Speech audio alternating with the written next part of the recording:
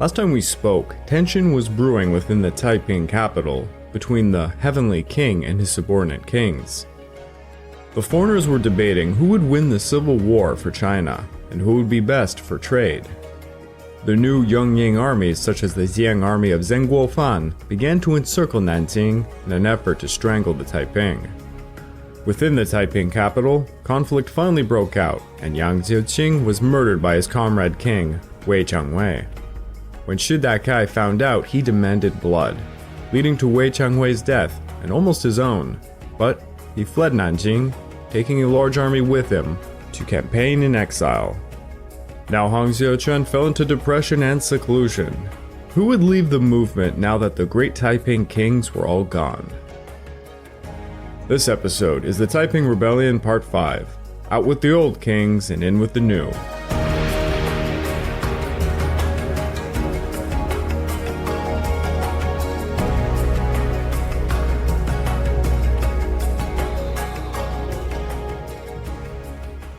Welcome to the Fall and Rise of China podcast. I'm your dutiful host, Craig Watson. But before we can begin, I just want to remind you all, this podcast is only made possible through the efforts of Kings and Generals over at YouTube. Perhaps you want to learn a bit more about the history of Asia? Kings and Generals has an assortment of episodes on the history of Asia and much, much more, so go give them a look over at YouTube. So please, subscribe to Kings and Generals over at YouTube and continue to help us produce this content by checking out www.patreon.com/kingsandgenerals. And don't forget about our sister podcast over at the Pacific War Week by Week podcast, written and narrated by me. And if after all that you are still hungry for some more history, why don't you check out my personal channel, the Pacific War channel over at YouTube, where I have my own 45-minute episode on the Taiping Rebellion, and a 7-part series on China's warlord era. Also, if there's certain subjects you want to hear that I can't cover in this podcast, or perhaps the Pacific War Week by Week podcast, I'm thinking of creating a Patreon account to tackle those very subjects, so you gotta let me know. You can find me at the Kings and Generals Discord, or just leave a comment on any of my YouTube videos. I always look at them. With Shi Dakai's departure, Hong Xiuquan was put into quite a pickle. As one of his commanders, General Li, said, "Morale declined, and there was no unified policy. Each went his own way. The sovereign did not place complete confidence in anyone. He had been frightened by the East, North, and Flank King, and dared not trust other ministers, but placed all his trust in members of his own clan." Thus the Taiping's fortune had turned dramatically. The period of swift campaigns and sweeping victories had ended. They would not be able to exploit the blitzkrieg-like momentum they once held. Now the Qing provincial armies would organize and begin the process of wresting back control over vital and strategic territories in the upper Yangtze Valley. Hong Xiuquan was alone in Nanjing, with none of his original comrades to pick up the much-needed leadership roles. As bad as Yang Xiuqing had been, he was at least effective as an organizer and strategist. On the other side of the coin, the Qing were unable to take advantage of all the Taiping upheaval. Their main besieging camps around Nanjing were smashed in 1856, and they faced two other large threats. The first was another rebellion taking place in northern China, that of the Nan Rebellion. The Nan Rebellion was severing lines of communication from north to south, making it extremely difficult to coordinate against the Taiping. The second was, of course, the Second Opium War, which threatened the eastern coast and cut off contact with the sea, effectively leaving local regional commanders in the south and center of China to have to formulate their own strategies against the Taiping. The financial records show at this time, Empress Yanfang's treasury was significantly reduced. The Qing court had begun suspending orders for silk and porcelain, and these sorts of goods were necessary to showcase imperial glory. Alongside this, weddings and funeral stipends for Manchu banner troops were cancelled. Golden bells, Buddha statues, and other items made of gold, silver, and such were melted down to make coins.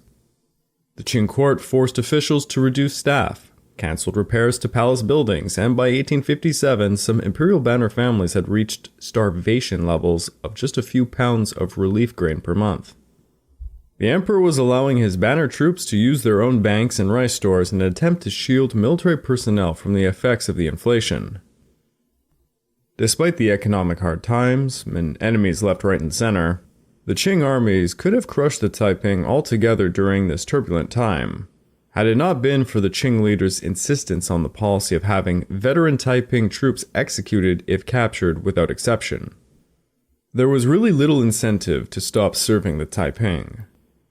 Now, Hong Xiuquan did not stop at just placing his two brothers in high positions.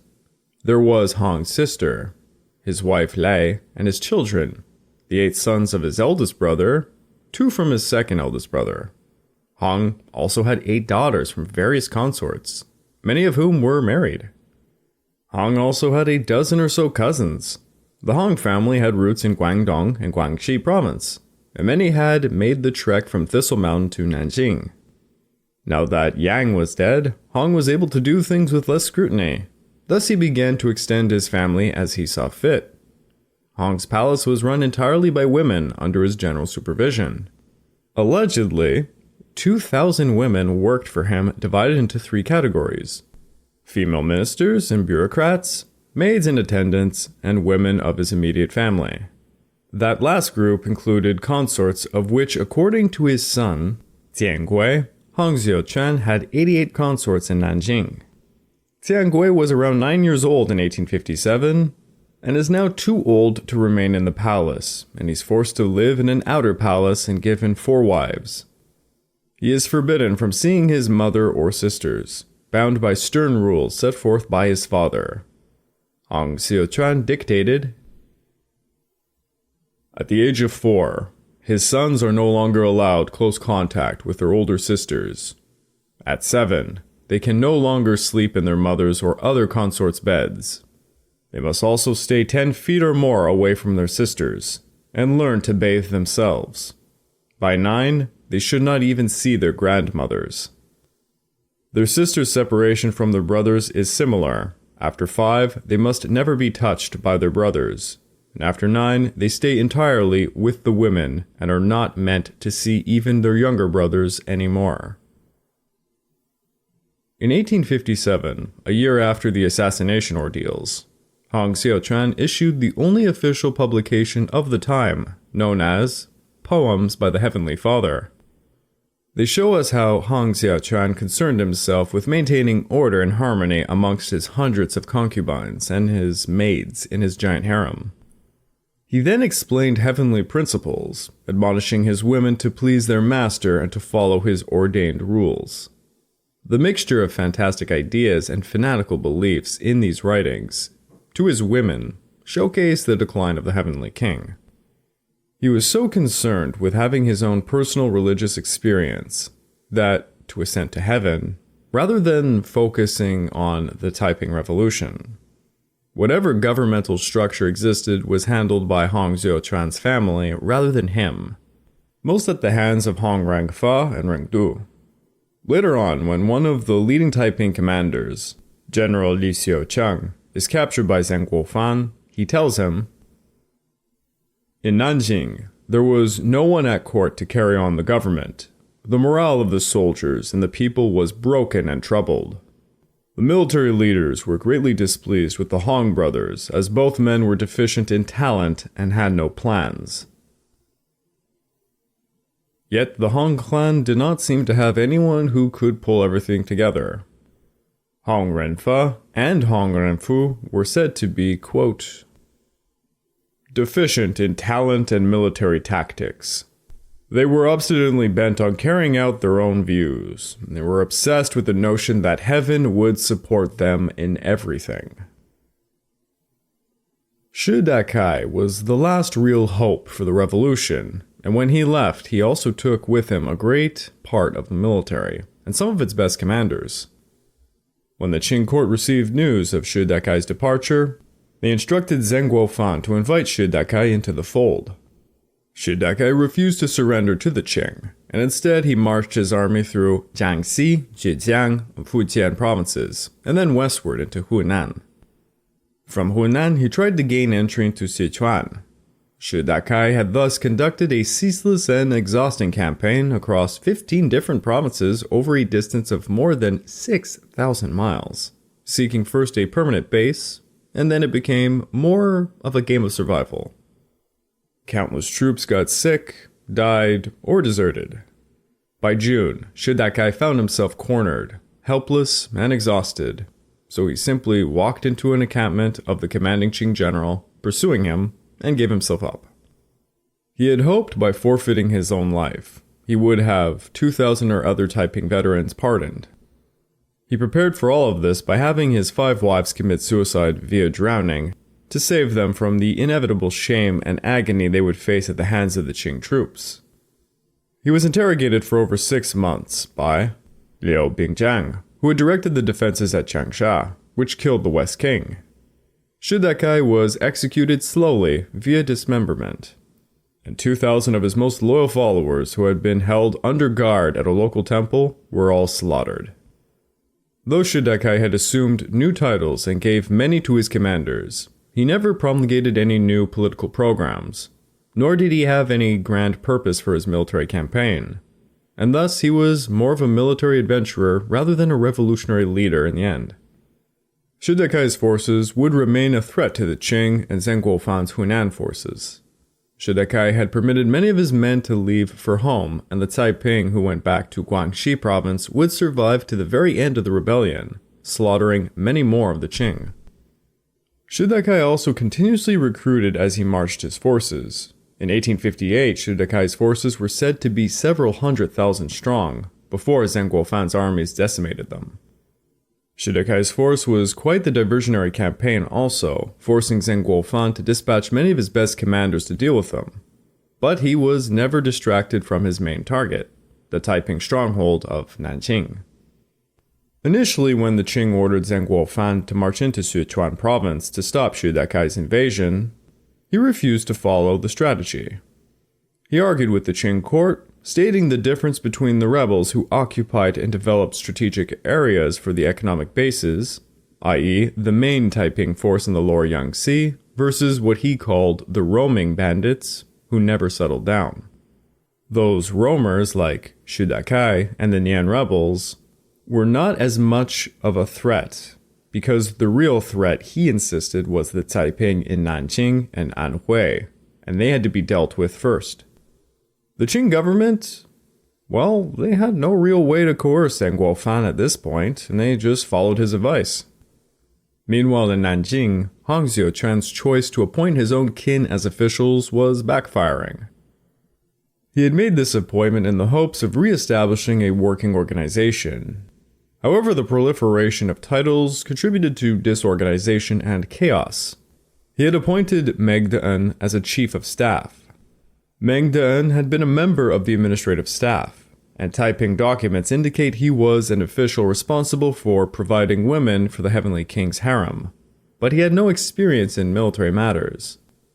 And despite his nominal role in the central administration and his new military authority, he really held no real influence over either the courts nor the armies.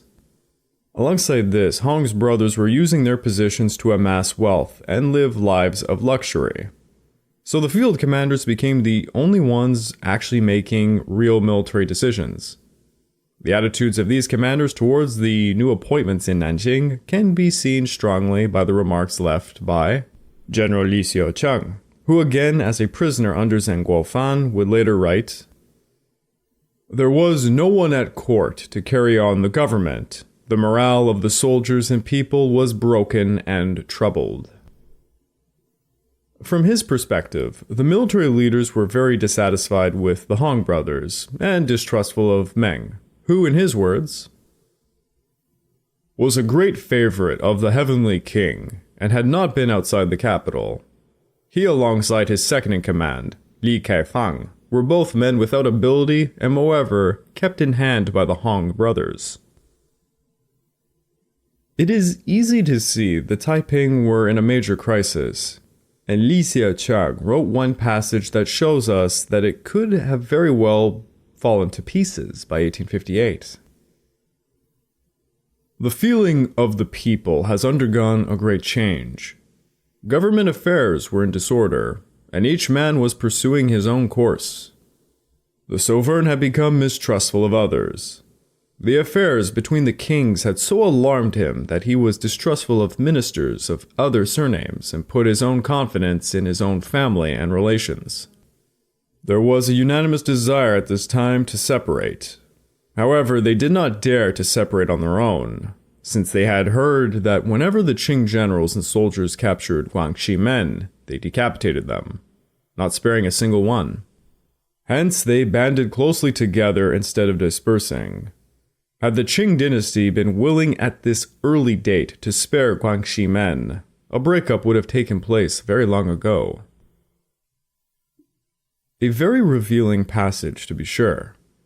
The inability of the Hong brothers and Meng Dan to manage military campaigns forced Hong Xiuquan to give the military leaders a free hand, and even created new titles and positions for them within the Taiping hierarchy.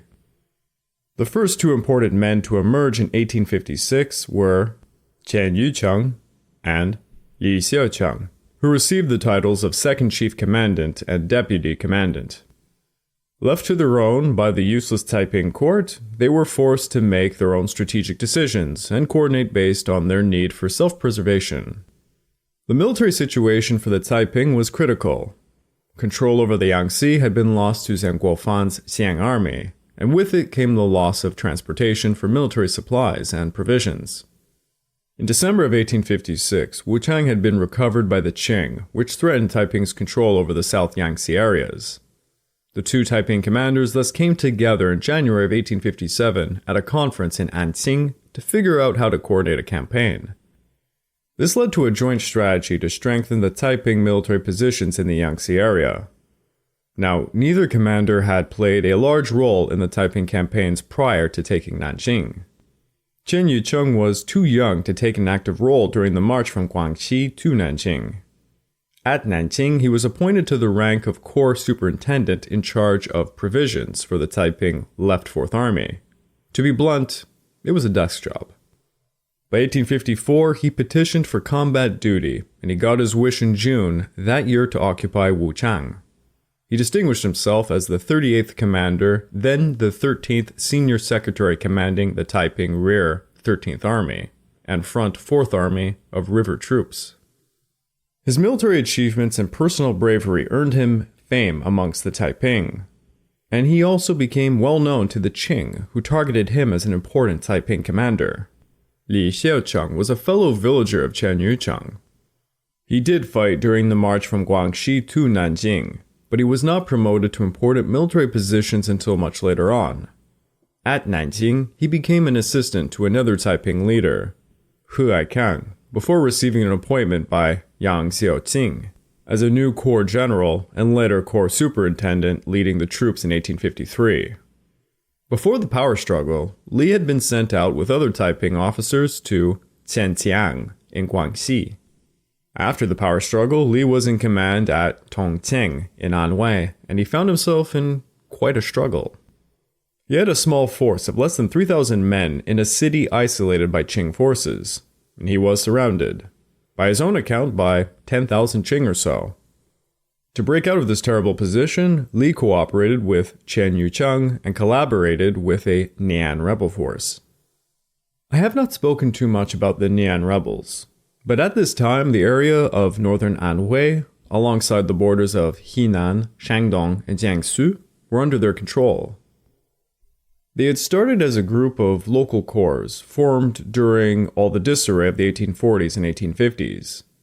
They rose up to defend their villages against local bandits and raids from neighboring forces. By the mid-1850s, these groups banded together into a regional force held together by a secret society affiliation and by support from the local gentry clans. They held a formidable cavalry force, and they used a system of defense in depth, allowing them to perform campaigns into neighboring areas. They were anti-Qing and thus rebels, making it easy for them to cooperate with other groups like the Taiping. Honestly, I am contemplating writing an episode on the Nan Rebellion, and many of the other lesser-known rebellions of the 19th century. But my god, there are so many, and it's very easy to become sidetracked. To be very blunt, I kind of panicked when I found out how long this series was going to be. Again, the purpose of this series, which is titled The Fall and Rise of China, which, might I say right here and now, the original title that I wanted it to be named was A Century of Humiliation, but apparently that would have been too crude. Well, in the greater scheme of things, if you had to pick one of the rebellions, it has to be the Taiping Rebellion. It's simply the largest and arguably the longest, although I think some of the other rebellions are a bit longer technically. And if I were to even try and tackle, let's say, 5 of the rebellions during the 19th century, it would take a colossal 20 to 30 episodes.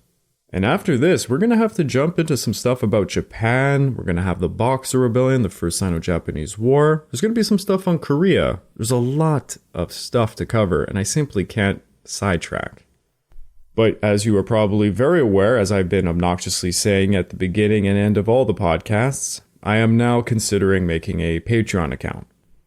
And it's not because I'm shilling out for money. I do quite well. I have a 9-to-5 job, mind you. But my personal channel's audience is screaming at me to do it. Apparently the thing they want the most is for live hangouts, which I am very cool with. I have a lot of ideas. I was thinking actually of just, playing some Axis and Allies on a Friday night or something and just talking to people. It'll be fun. But aside from my YouTube channel, I am also a writer at Kings and Generals for various scripts, and I'm the writer and narrator of 2 podcasts for Kings and Generals, The Pacific War Week by Week, and of course over here, The Fall and Rise of China. So considering my personal channel is basically the same thing, I started in the 1800s in China and Japan, and I'm going all the way up to 1945 for the Pacific War.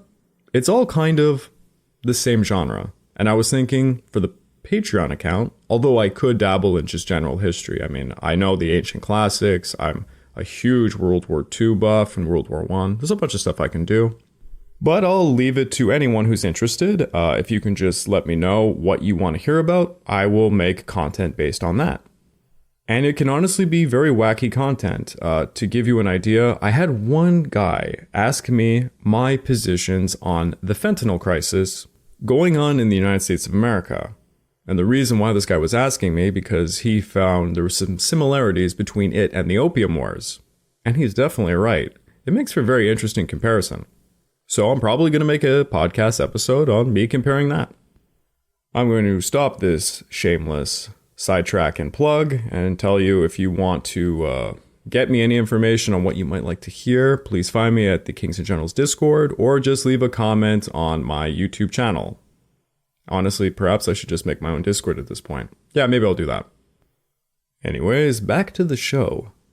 There does not seem to be a significant coordination between the Nan Rebels and the Taiping prior to this, and perhaps that can be explained by a simple difference in goals of the 2 movements.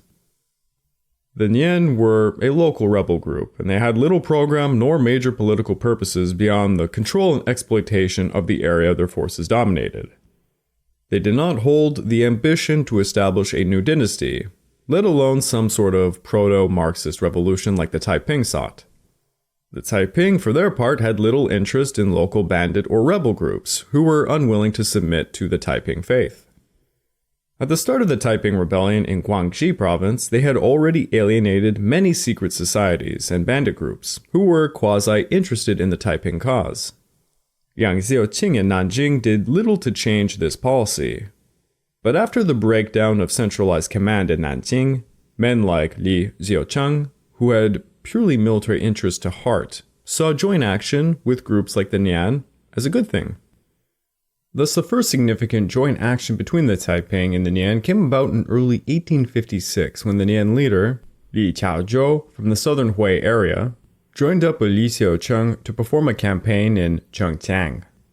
When Li Xiucheng's position was in a crisis at Tongcheng, he quickly tried to establish contact with Li Qiaozhou, the southern Nan leader, but also the northern Nan leader, Jiang Luoxing. Jiang Luoxing pledged collaboration with the Taiping forces under Li Xiucheng, claiming the Nan forces under his control could be up to 1 million strong. This forced the Qing in northern Anhui to go on the defensive, easing the pressure upon Li Xiucheng. The military alliance also raised Li Xiucheng's status amongst the Taiping, earning him a promotion in rank.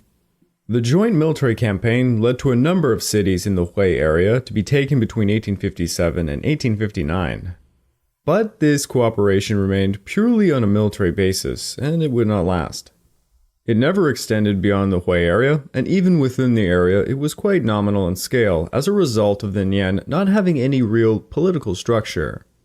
The Nian were more of a federation of autonomous communal units, and the incapability with the Taiping ideology made any further integration impossible. The southern Nian leaders such as Li Qiaozhou, who had been the chief collaborators with Li Xiuquan, could not be trusted for very long. They were not Guangxi men like Li Xiuquan, and thus they could surrender to the Qing and keep their heads, which they eventually did.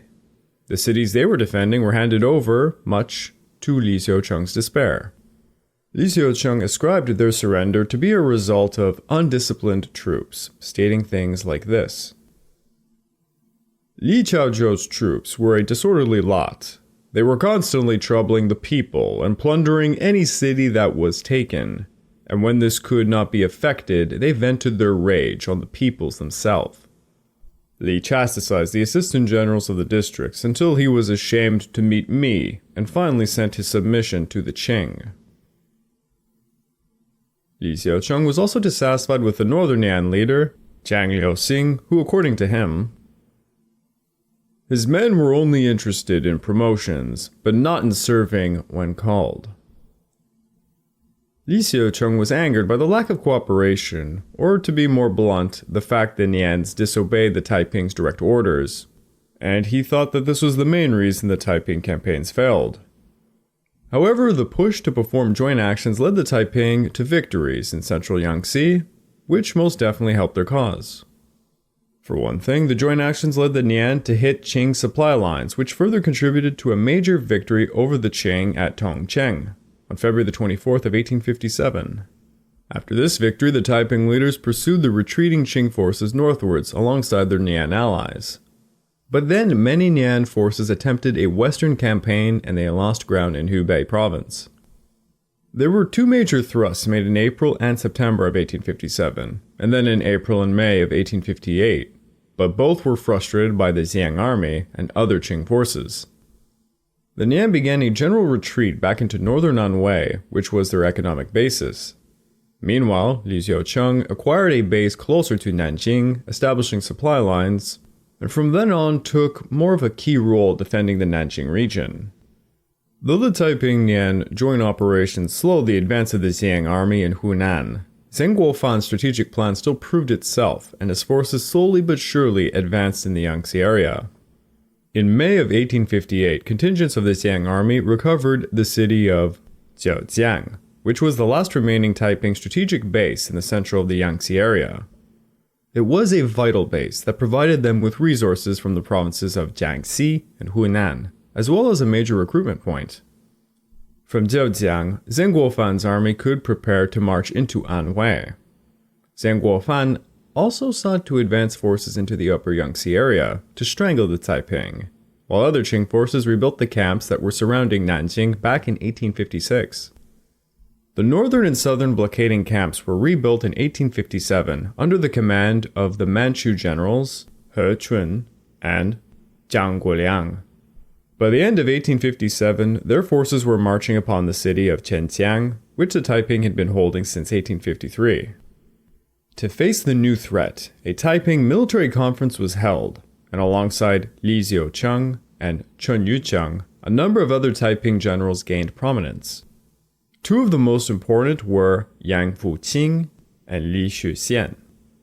Yang Fuqing was actually a cousin of Yang Xiuqing, who escaped the slaughter by being in Jiangxi province performing a military campaign. Li Shuxian was a cousin of Li Xiuquan and fought under him, until 1858 when he assumed his own command campaigning in southern Anhui. The Taiping government depended on the loyalty of these key generals, rather than any efforts made by Meng Duan and other useless Taiping administrators within Nanjing. In August of 1858, when the Qing began to strangle Nanjing, Hong Xiuquan gave the military commanders new titles and assignments. Now, ever since the Yong'an campaign, way back when, the Taiping military was more or less divided as such. the forward army, rear army, central army, and left army. Chen Yicheng was appointed chief general of the forward army, which had originally been under Fang Yuxian's title. Li Xiuquan became chief general of the rear army. Yang Fuqing became the chief general of the central army, but was forced to share this position with Meng Dan, who somehow was going to command men all the way from Nanjing. And last, Li Xuxian was made chief general of the left army, which was previously held by Shi Dakai. At the military conference, Li Xiuquan called for unified action, and here is some of what he said in his own words. I then wrote to the garrison generals of the different places, calling on all officers of the Heavenly Dynasty to hold a council of war on the appointed day at Songyang near Anqing. The generals and officers of the various places responded to my call. We each took an oath that we would support each other and agreed to join forces in the conflict before us. The result of the military conference led Chen Yicheng to march upon Xicheng, Luzhou, Chuzhou, then to link up with Li Xiuquan at the Anhui-Jiangsu border to hit the Qing forces at Wuxi and Pukou, dealing a complete defeat to the northern Qing camp trying to strangle Nanjing. The Taiping had broke the northern half of the Qing blockading forces, ending a large threat to Nanjing. However, these forces the Taiping defeated at the northern blockade were regular Qing forces. Fresh from that victory, the Taiping now had to face the Xiang army, who were marching into Anhui. These forces were being led by Yi Zubin, who was accompanied by Zhang Guofan's brother, Zhang Guohua. Their Xiang army was threatening the entire Taiping position in Anhui, and to face it, Chen Yicheng rushed his army over to its defense, and he was soon followed by Li Xiuquan. A major battle occurred on November the 15th of 1858, resulting in the complete annihilation of the Xiang force and the deaths of Yi Zubin and Zhang Guohua. Thus the Taiping control over Anhui remained firm, and Zhang Guofan suffered a terrible setback. Chen Yicheng and Li Xiuquan quickly recaptured all the lost territories in Anhui, and they parted ways. Chen Yicheng chose to establish a base in the northern and western parts of Anhui, around Anqing, while Li Xiuquan took the eastern section closer to Nanjing. Because Li Xiuquan was closer to Nanjing, he was able to assert more control and began to introduce some order to the chaotic Taiping capital. According to his own account, Li Xiuquan requested of the Heavenly King to select men according to talent, enact laws for the relief of the people, promulgate strict decrees, renovate court discipline, enforce rewards and punishments, treat the people with compassion, reduce taxes in grain and money. Apparently, the only response he got to all of this was a demotion, though he was soon promoted right back. A demotion really did nothing to affect any of the field generals' actual power, as they were basically the only ones doing anything at all. Later in 1858, when Nanjing was yet again under siege, Li Xiuquan went to Nanjing, where he claimed he succeeded in re-establishing order and control. He convinced the Heavenly King that in order to save Tianjin, they must collect forces outside for its relief.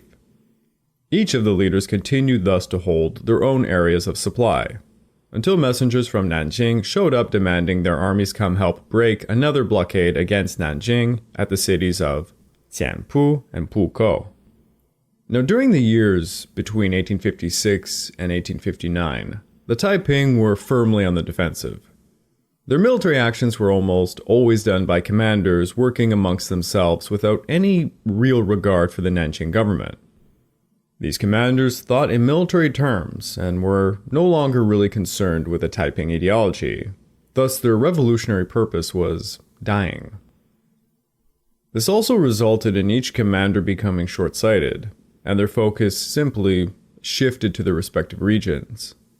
They only coordinated with each other during times of immediate threat, and had proven themselves capable of defeating not just the regular Qing forces, but also of Zhang Guofan. No attempt was made by the Taiping leaders to regain the initiative, and the disintegration of the central control was all but crumbling in Nanjing. Transporting supplies to Nanjing had become a real issue as Zhang Guofan began attacking riverways, especially along the Yangtze. Earlier, Tianjin enjoyed dominion over the Yangtze River, and supplies poured in from 50 to 100 miles away inland. Yet by 1856, the Yangtze and other lakes were severed from Tianjin, and this resulted in a large loss of communication and the supply network. Even though the Taiping held numerous important cities on the banks of the Yangtze, the waterways were all but denied to them. The general decline of the Taiping became quite apparent to foreign observers. Between the years of 1857 and 1859, only one significant foreign mission would journey up the Yangtze, and it was led by Lord Elgin. Yes, if you remember from our second Opium War series, Lord Elgin tried to go up the Yangtze to navigate the commercial prospects of the region and to investigate the political situation. Elgin departed from the new treaty port of Hankou, which was in the hands of the Qing, and the furthest up the Yangtze River. Elgin wanted to test if the Chinese authorities would respect the status of the British flag under the new Treaty of Tianjin. But it was also a chance to investigate the Taiping. Elgin had only heard rumors in Shanghai about the rebels, and he wanted to gauge them firsthand. As Elgin wrote to the Foreign Secretary at the time, "As we have seen fit to effect neutrality between the Emperor of China and the rebels, we could not, of course, without absurdity, require him to give us rights and protection in places actually occupied by a power which we treat with the same respect as his own." When Elgin could see from the bridge of his ship, the Furious, and from a few inland excursions, it looked to him that the Civil War was more devastating than any rumors in Shanghai had led one to believe. He reported this about the state of one city called Zhenjiang. "I never before saw such a scene of desolation. Heaps of ruins, intersected by a few straggling streets. We might have imagined ourselves in Pompeii. We walked along deserted streets, between roofless houses, and walls overgrown with rank, tangled weeds. Heaps of rubbish blocked up the thoroughfares, but they obstructed nobody. In order to save repetition, I may here observe, once and for all, that with certain differences of degree, this was the condition of every city which I visited on my voyage up and down the Yangtze." Elgin's first direct contact with the Taiping came in the form of a cannonball that roared over the deck of his ship as they passed by Nanjing on November the 20th. Elgin did not expect hostilities and thought they would merely pass by unmolested. In response, he sent a few gunships back downriver to hammer the rebels' forts. The Taiping then sent messengers offering an apology for firing upon Elgin's ships, and asked for aid in fighting the Qing Dynasty. A month later, on Christmas Day of 1858, as Elgin's fleet was passing the city of Anqing, on their way back to Shanghai, he received a letter from Hong Xiuquan, inviting him to join the Taiping in their divine mission to destroy the Manchu. Here is a part of that letter. "The father and the elder brother led me to rule the heavenly kingdom, to sweep away and exterminate the devilish spirits, bestowing on me great honor. Foreign younger brothers of the Western Ocean, listen to my words. Join us in doing service to the father and elder brother and extinguishing the stinking reptiles." There were many more attempts at communication and trade. Many individual Taiping commanders sent letters expressing hope to procure foreign rifles and cannons, but the British continuously stated they were abiding by a neutrality stance. Many of the Taiping tried to appeal to the British on the basis of their shared religion. Here is part of another letter sent to Elgin. "We are both sons of the Heavenly Father, God, and are both younger brothers of the Heavenly Elder Brother, Jesus. Our feelings towards each other are like those of brothers. and our friendship is as intimate as that of two brothers of the same parentage. The shared Christianity between the two remained a sticky situation. There were many in Britain who pointed out the need to help fellow Christians in China. At a time when Britain and France were at war with the Qing, it seemed like there was quite a rationale for simply allying with the Taiping. But there were two major obstacles in the way. The first being the principle of neutrality. If they helped the Taiping, they may lose any relations they had left with the Qing.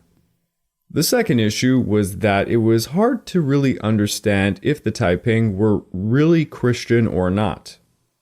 Multiple missionaries tried to investigate this matter, and they were not convinced. It also did not help that the Heavenly King began sending the foreigners a manifesto demanding they come pay their respects to him as God's son. The foreigners in the end would have little sympathy for the Taiping cause, and it would actually lead them to contribute more so to the Qing side of the war in the end.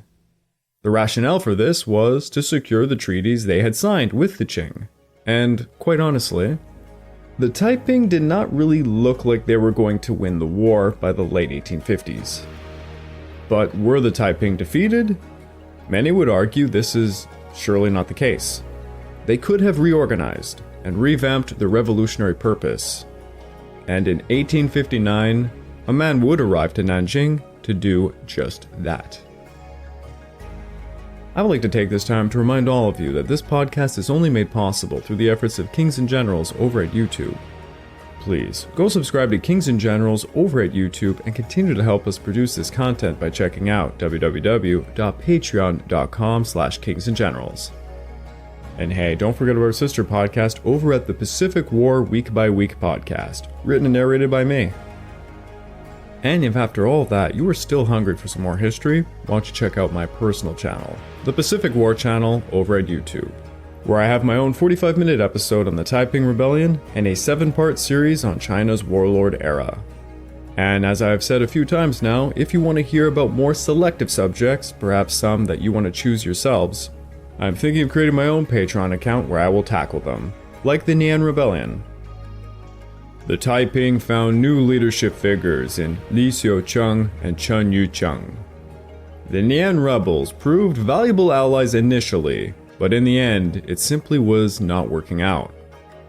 The Taiping desperately needed foreign support, but they were simply burning those bridges.